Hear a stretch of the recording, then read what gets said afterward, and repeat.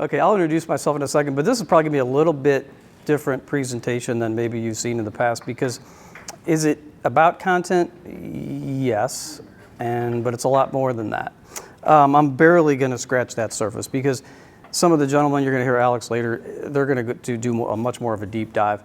I'm gonna back up the bus quite a bit and really try to help you reconnect with the main reasons, the main messages of why you're actually producing the content you're producing, if that's what you're doing, or you're working on the technology that you're working on to help organize content, right? So that's what I'm gonna be diving into tonight. But first, I'll give you a little bit of background on myself. Our company is called Yank and Limey, and I think I was talking to one person who actually understood this. Does people understand, you guys understand any meaning behind that name? And I always take this poll in the classes I teach too, and it's always a demographic thing. Something to deal with, to do with the British, perhaps? Yeah, absolutely. Okay. So, oddly enough, I'm the Yank. I'm on your left. I'm a principal in this company, and to give you the payoff on the name, here's my business partner, who happens to be British, and you'll note his name. His parents, and I've met his father. They just didn't think. Right? Wow. We're gonna name our child after a famous former enemy ambassador who helped kick this out of the continent. But yeah, they didn't think about it. So he has a great name. It's actually a fantastic icebreaker. In addition to, I take his accent on a lot of sales calls, and it works like a charm, especially with ladies who are like 40 plus. It's like that, like butter. So he's a principal. He's a creative director. He's worked for companies here in town, like you guys will know, Toki, ProWolf, several different firms. We go way back. I know Ben from the late 90s. I was actually a client of his. He was with a small design firm called Group C Design back in the day. I worked for a software company here called Tripos at the time. And it was a life science software company. And he happened to be the agency we used. And I took a trip to England with him, of all things, to do a photo shoot and do a video shoot at a lab that the company had just purchased down in Cornwall. So we had a great old time. And so we go way back, and believe it or not, to kind of tie in and bring this thing full circle, about 7 years ago, we reconnected. Anybody want to guess how? Because he had been back to London and back to the US again. He married a Missouri girl. Anybody want to guess how we got connected again? We got connected on LinkedIn, believe it or not. So LinkedIn. And we met at Llewellyn's in Webster Groves, had quite a few Imperial pints, and the next thing you know, Yank and Limey was born about a year later. He actually had this business model. So a little bit of story behind the name. We liked it. There's so many names that are just these short little one syllables in town that you forget them. They blend together. This name tends to stick out a little bit, so it works for us. And it is descriptive.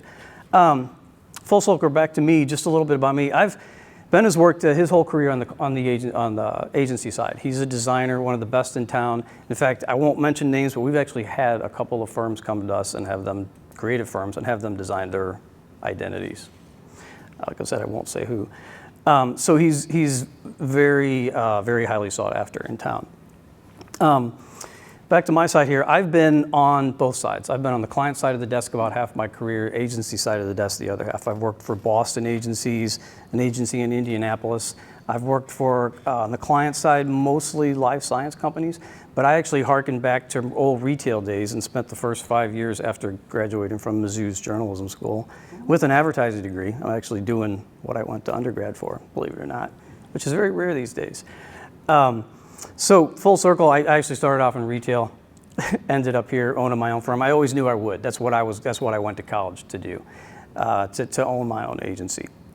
I love it. It's the type of work I thrive on.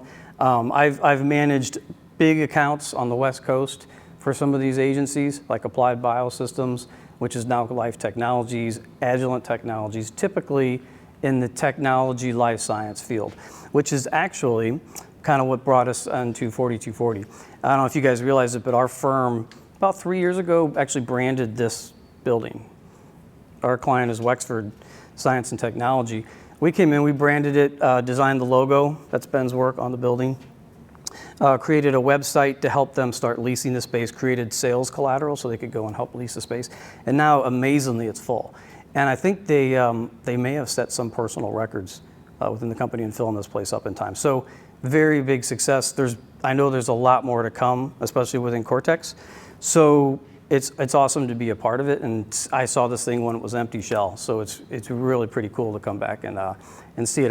You'll see me occasionally at a venture cafe. I like to pop in and see how things are going. An empty shell to where it is now? That was just a couple of years ago. Yeah. Mm-hmm. I'm trying to think. We had the mayor in for some events, and it was raining through the roof. We saw him drill the big holes through the concrete for those skylights. Yeah, it's amazing, unbelievable, gorgeous facility, as a lot of you guys know who reside here now. Outstanding space. Just on a couple of other interesting side notes, I have managed a marketing group in Beijing for a client, so I have quite a bit of international experience. I think somebody in here said they graduated international. Yeah. Yeah, so I actually teach an international business course at Maryville occasionally for undergrads. I do teach graduate level at Lindenwood. I teach MBA program there. Typically it's marketing course. And sometimes I'll teach at Missouri Baptist too. They'll bring me in to do a class. So as I'm on the adjunct faculty for several big universities in town. I enjoy it. This is the perfect field for me. The reason when I was on the client side, boy, I would develop. After about 3 years, it's just I got to do something else. So it's a perfect environment for me working and owning an agency. I kind of have ADD that way, I guess, in the business world. So I love the variety of clients, and just to kind of keep things moving. I'll give you a little bit of background on ourselves. As a firm, we have a variety of clients in a variety of industries. We don't specialize like some firms will say, I'm only going to do healthcare. We have enough experience in a lot of different industries, and also from teaching, that you can leverage that and bring the lessons from one industry and take them to another. And believe it or not, they apply. They apply. So these are just some kind of by-the-number stats. We've been designed some consumer packaged goods because we're not all B2B. We counted up. We actually did 22, could be 23 websites by now since I last updated this. Well over 60 clients in 6 years since we started in 2009. 30 plus logos. I'll show you a few of those. And just kind of a keynote, we created $618,000 worth of PR coverage. And how you measure that is you look for articles, you look for coverage nationally and locally, and you add that all up, what that would cost in media, and you're able to actually quantify the value of that. And so huge ROI there. If you're a small firm, PR is an outstanding tool to use because it tends to be fairly inexpensive to get coverage. Combined years, 46 years between the two of us. Like I mentioned, we'll talk about being a full service firm, and this isn't all about us, I promise. But the only reason we use that term full service typically is because we've done so many things. Okay, we've done a lot of digital. We've done a lot of print. Ben can actually run a printing press.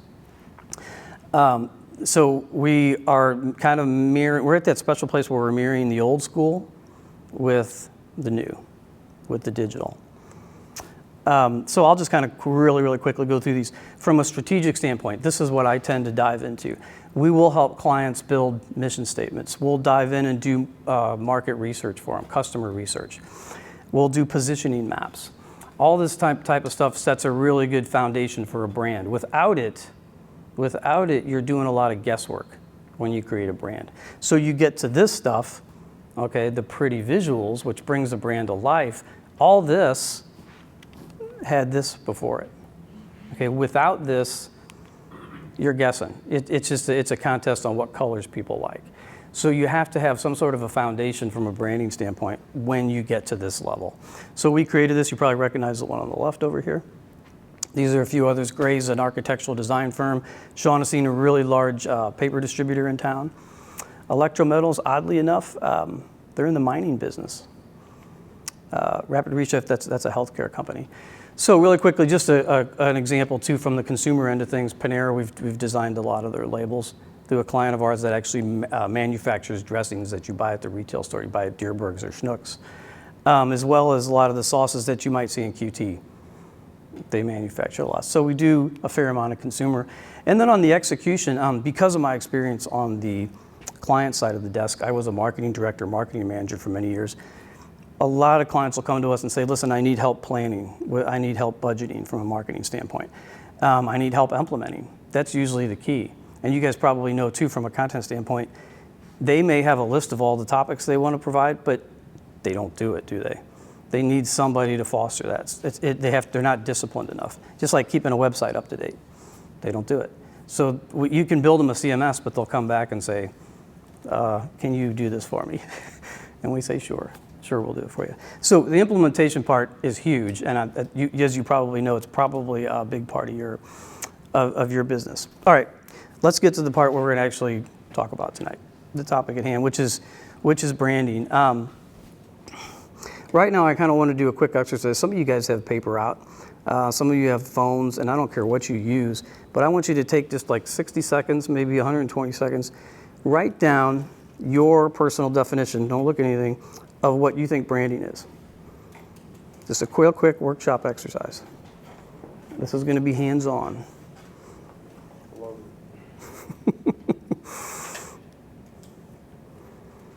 And then put your pens down when you're finished. And your head on the desk. No, not that last part.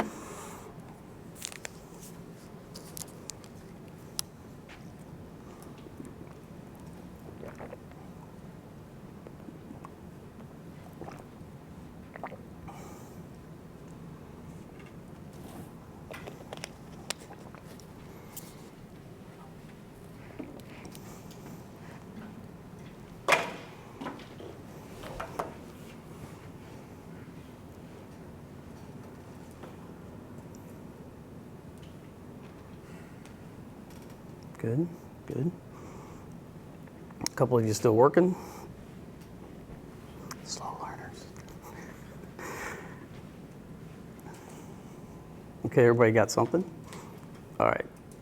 Now I want some volunteers. I want to hear some answers. You want to start us off, Pascal? Not to put you on the spot. Come on. You're the I think branding is taking your idea and making it noticeable. Okay. Yes?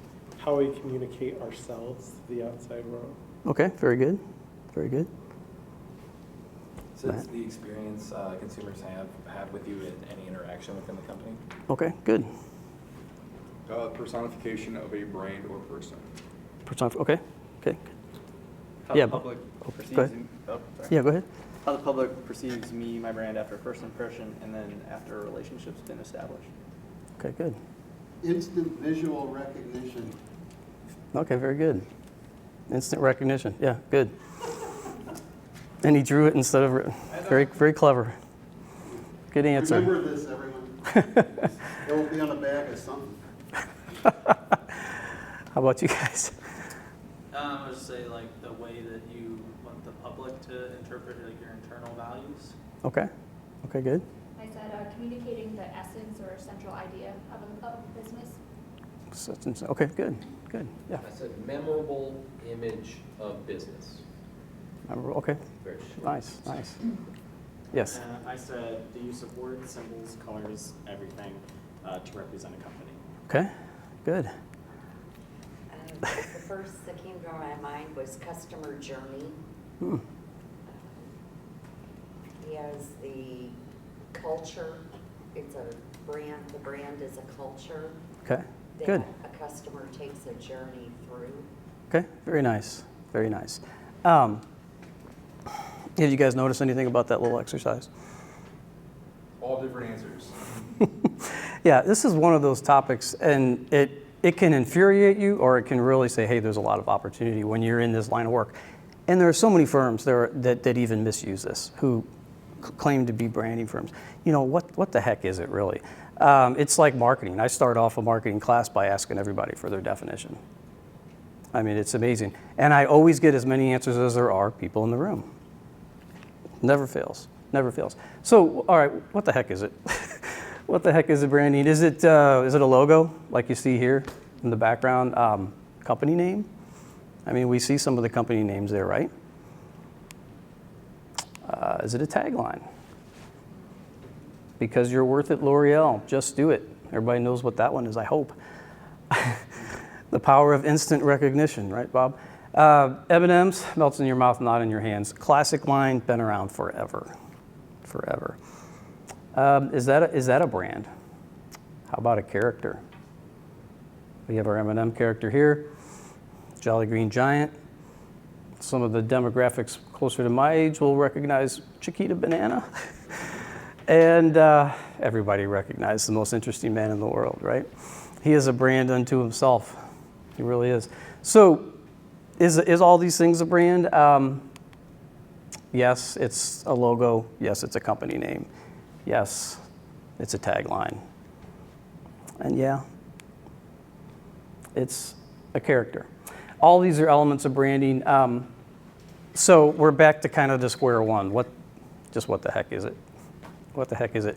Well, when you've been doing it a long enough time, I actually have my own definition of marketing, believe it or not. I have my own definition of brand. And marketers, we tend to boil things down.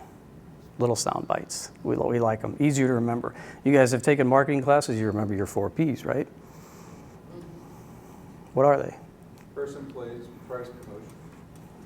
Person, place? Product, place, price. Okay, well, if the product's a person, it could apply. It's got to have alliteration, and we got to have Ps. When I teach my class, I also have 3 Cs. I won't go into that today. That's what you have to do ahead of your 4 Ps. This is how I explain branding. So I take it way back to the beginning, and I use a couple of friends of mine called Ugg and Grog to explain the origins of branding. First, I'll introduce you to my friend Ugg Rockefeller. Now, this fellow's a caveman who, many millennia ago, was a spear maker in his clan. Okay, so his job was to make the spears, arm the hunters to go out and kill the woolly mammoths so that the clan could live throughout the winter. Now, Ugg's special technique, he would go to the side of a cliff, chisel some rock off the side. He would take that rock, hone it into a smaller piece. He would lash it onto the end of a strong stick in such a way, sharpen it up a bit, and give it to his hunters to go out and do their job. Okay, that was his role in the clan. Now, just like most companies today, most people today, Ugg had competition. Grog was with the next clan, the Grinderstone clan. All right, Grog, his job was also a spear maker. Now, Grog, he would take stones, sharpen them, lash them on the end of a stick, give them to the hunters. The difference, though, he got his stone from a creek bed. From a creek bed. Now, over time, the kill rate for the Rockefeller clan exceeded that of the Grinderstones. So word got out, and as the population grew, some of the Rockefellers started defecting and actually purchasing or bartering for spears from Grog. What developed? For a very good reason. You'd want a spear that works, right? If it doesn't penetrate the hide of the woolly mammoth, they probably get kind of angry and chase you down. So the Grinderstone clan probably actually started diminishing in numbers over time. A little dangerous. So what really developed here? Well, what developed was the early efforts of branding, which is called preference. That's that one word that you should remember. That is what branding is all about. I have a preference for Nike over Reebok. I have a preference for Starbucks. Actually, I think a lot of folks here will develop preference for Park Place. So over time, a preference developed for the Rockefeller Spears, and the Rockefeller Spear Company was born, and it was actually endorsed by the Spear Hunters Union. Then it started taking off like wildfire. So over time, eventually, the Grinderstones faded into history, right? Because of the preference for these spears. So kind of a silly thing. Oh, everybody wonders what happened to Grog. Well, he met his fateful end. Kind of a silly story, but again, it reiterates the point. Sometimes with a brand, you don't know why a preference evolves. You really don't know. Why do you like Nike shoes? I've heard some people say they fit better. They support my heel better, right? Other people swear by Brooks running shoes. So there's always a different reason for it. Some things you can control, some things you can't, but it always comes down to that preference. Always comes down to that preference. So why this term branding? Why do we call it branding? We could just call it preference, right? I could write a book on that, and all of a sudden we have all these preference brands out there. All right, so let's fast forward in time, many millennia. And just west of here, a couple hundred years ago, wide open territory, right? All these states were not even formed.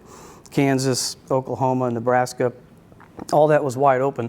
So some savvy businessmen back east decided, you know what, there's all this open territory there. I've been making a lot of money with my cattle in the East Coast, but it's getting very, very crowded and land's very expensive. So what did they do? They started putting herds of cattle out on that free land. And they started making a killing doing it. What happens when one guy's starting to make money? Other people want to jump in. They want a piece of the pie, right? So naturally, other people started putting herds out there. What happened? Somebody had to control those herds. There weren't fences, right? Who controlled the herds? Cowboys. Yeah, they didn't go out there to fight the Native Americans. They were there to watch the cows, okay? They were there to watch the cows. And inevitably, the cows would move around. They'd drink from one watering hole or one river. They'd be all of a sudden share the same pasture. And guess what happened? They'd get mixed up. And the cowboys would start getting angry and saying, well, now that little heifer, that's part of my group and that's part of my herd. And the other guy would start arguing and maybe some shots were fired. I don't know. So what did they do to solve that little problem?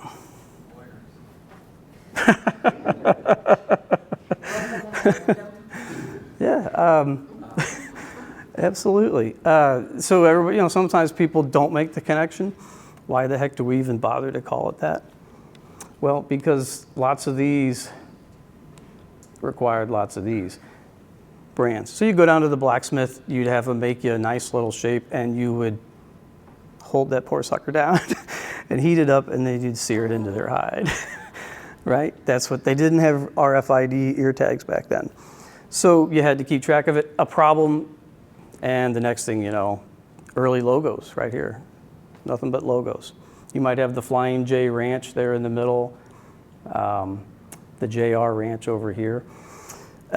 Point is, this is why we bother to call it. Now, again, over time, inevitably, I guarantee you in Kansas City, which was like a big gathering point for, I'll try to use tame language here, for processing the cows. Why do you think it's so popular for barbecue? Has a history. So over time, though, perhaps a restaurant in Kansas City said, you know what, our sales spiked through the roof when I bought my meat from the Sweet Valley Ranch. And our customers seem to develop a preference for it. They've been asking about, what kind of meat did you have that week? Again, it all goes back to that key preference. Simply put, that's what branding really is. Why do we call it that? Because we got to call it something. And your mission as a marketer, even a content marketer, doesn't matter what you're doing, salesperson, your mission is to sear the identity of your brand into the minds of your target audience, right? So that you get that instant recognition, right? That's the joy of it. A lot of brands out there people don't know. You guys are all hoping that one day your brand is going to be so well known, right? Could be that well known as Nike, commonplace. Okay. All right. So what does this lesson of Ugg and Grog teach us about branding? What does it tell us? People do prefer one brand over another for a lot of reasons. Depends on what brand you're talking about. Why is this important to you in business? Why is this important to you as a company? Any guesses? Repeating customers. Okay, that's actually my second bullet point. Well done, gold star. I'll tell you the first one. So, margins. It's all about charging prices. You guys struggle with what you're going to charge price-wise? Probably the most challenging of the 4 Ps to figure out. You don't want to leave any value on the table, do you? But you don't want to be too high either. Price yourself out of it. And we could do a whole lecture on pricing. Preserves margins. That's what branding lets you do. If you have, as you mentioned, loyalty, repeat customers, you can charge a higher price, can you not? They're going to come back to you if they're truly loyal. So that's why people bother with it. A lot of people say, I just want brand, I want awareness. I'm not really sure why I want it, give it to me. It's like, I got to have a website. Give me a website. When we started selling websites in the 90s, everybody had to have one. They didn't know what they were going to do with it, but they had to have one. So it was like shooting fish in a barrel. It was great business. You want to preserve that margin, build loyalty. Ultimately, it should, if you do it right, it should increase the value of your company. It should drive what we call brand equity. And what is brand equity?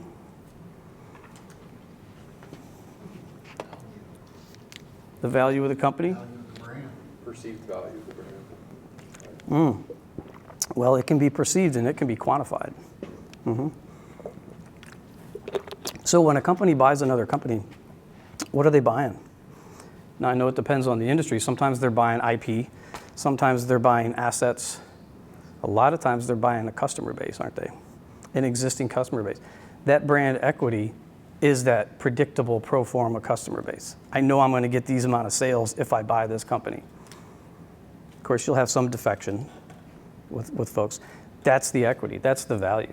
That's why everybody really wants a strong brand. They may not even realize it, but they really want to get to that point. They want to protect margins. Yes, I want to build up a good, loyal customer base. Absolutely. Ultimately, though, it's going to increase the value of my company. It's going to give me a lot of brand equity. Okay, that's the why. So how do we get to the how? Back to a little hands-on. Best way to do this is to get personal. The way I like to start, I think somebody mentioned in their definition, personification, I believe. It might have been you, Alex, yeah. I like to start with a brand character profile. So what I want you to do, I'm going to hand something out and fill this in to the best of your ability. I want you to take your company's brand. If you have a client with a particular brand that you know pretty well, use that as an example. I don't really care. But I want you to fill this out, okay? Read through all the questions real quick. There's a little exercise at the end, which may be challenging for some, maybe not so much for others.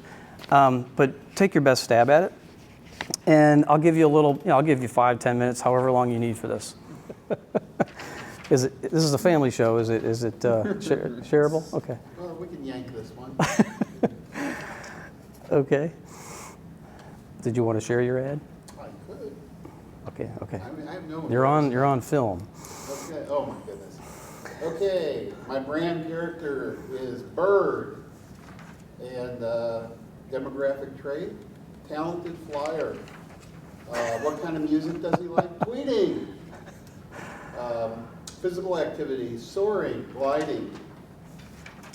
Shouldn't we start with the psychologist? I was thinking the same thing. Personality Perhaps. traits would define your brand. So your brand is a bird. It's a bird. Yeah. Okay. Oh, we're just doing one thing?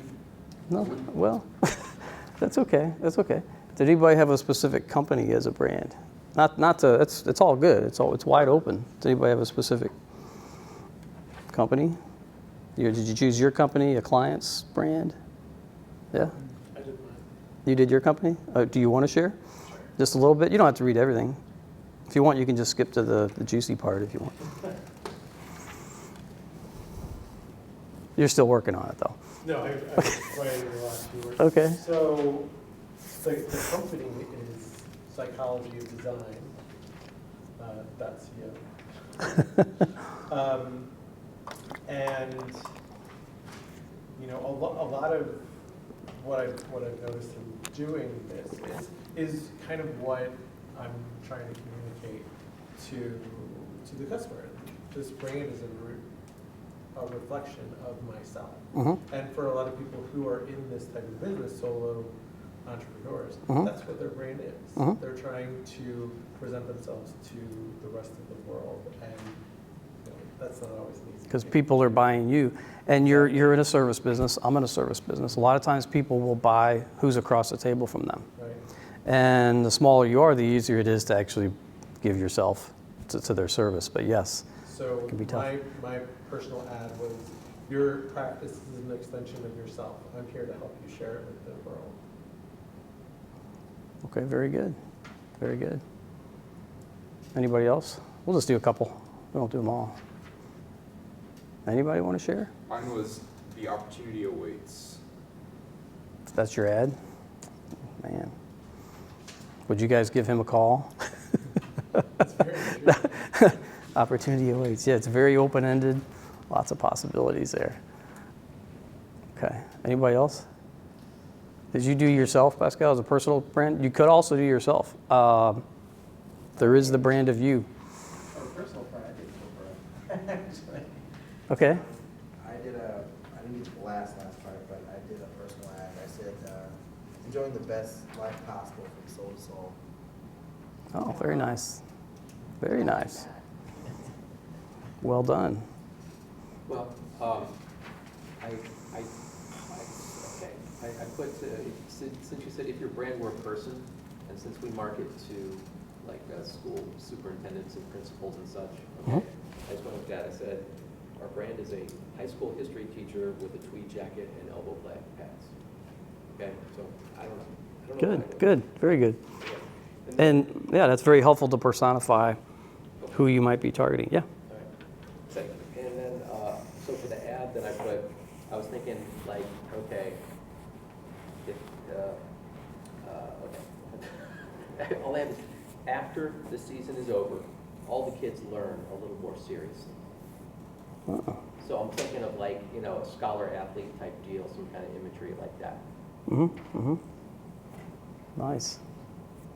But I must say, I really had no idea what I was doing. I was just kind of like asking these questions going, I don't know. That's okay. How this is going to apply, or if I'm even answering it properly. Yeah, yeah. And a lot of times you need some guidance, you need some help to work through it. It's not something you think about every day. Very difficult. But the reason I say you get personal, this is a very good starting point to try to start diving into what are we really about. Because if you go and do your job, you start creating messaging, the first thing we do is we start segmenting a market. And what does that mean? It means chop it into different categories. Each one of those segments is probably going to have a different message that you're going to want to direct to them. They're going to have different hot buttons, okay? And you need to understand who they are. So it's a first step to try to put yourself in their shoes. Try to put yourself in their shoes. Am I going to be attracted to this particular want ad that they're putting out there for me as a customer? I mean, it's critical. If you miss that step, you're going to be creating a lot of messages. You're going to be creating a lot of advertising. You might be writing content for all kinds of blog posts. You might be using social media, and you might be saying the wrong thing entirely. You may think it's on target. You may think I understand that target audience, and this is just step one. You have to dive in, do more research. The whole point is you really need to understand from a personal level, from an emotional level, what makes your customer tick, what makes your target audience tick, what makes your followers tick, your fans, whatever you want to call them, what moves them. If you can associate with them on an emotional level, you've got them, because that's how people make decisions. You may think you're making a logical buying decision. Always comes down to emotion. Always. Because why? Because we're emotional creatures. So that's really the key lesson and why this thing starts peeling away those layers and getting you to start thinking. First step. There are other things that you're going to do. In the interest of time, we won't dive into those. But brand character profile. So what I want to ask you, how did you do on this thing? Do you know your brand well enough to get a date with your target audience? I hope so. If not, this is the first step, and you need to start, well, talking to them. Talking to them is the first step. Researching them, understanding them. What do they like? What do they dislike? What do they enjoy doing, right? This is just all basic market research stuff. How do you take it to that next level?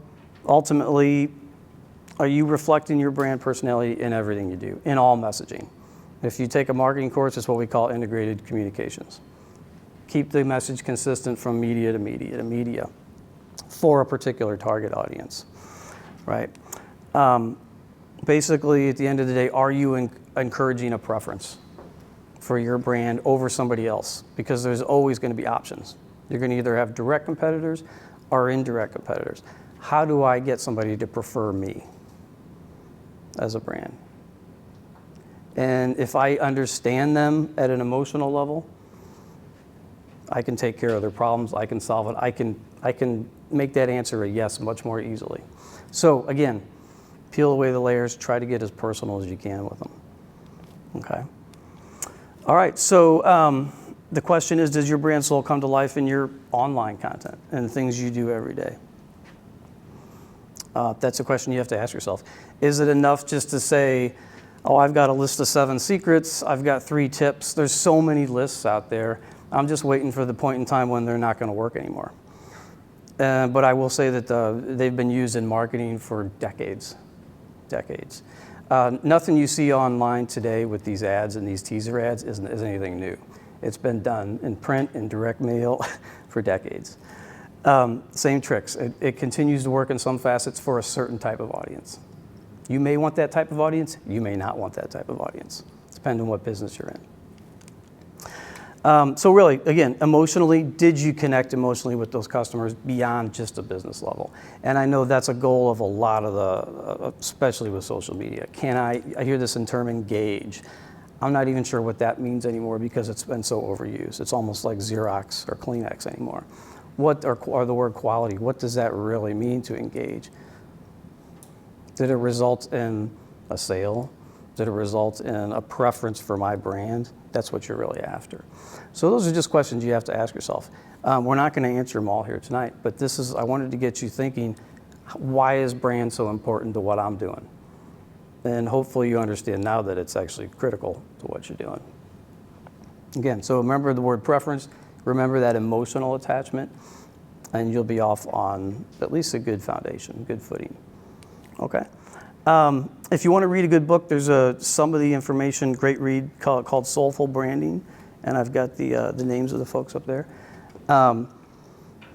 This will kind of elaborate on what I was just talking about, some of the contents. This particular project, this exercise I have, that's us. We use that, not from any book, but we develop a lot of our own key tools that we use at Yank & Limey. But hopefully that helped from an understanding of what you do, why you do it, how you can do it a little bit better.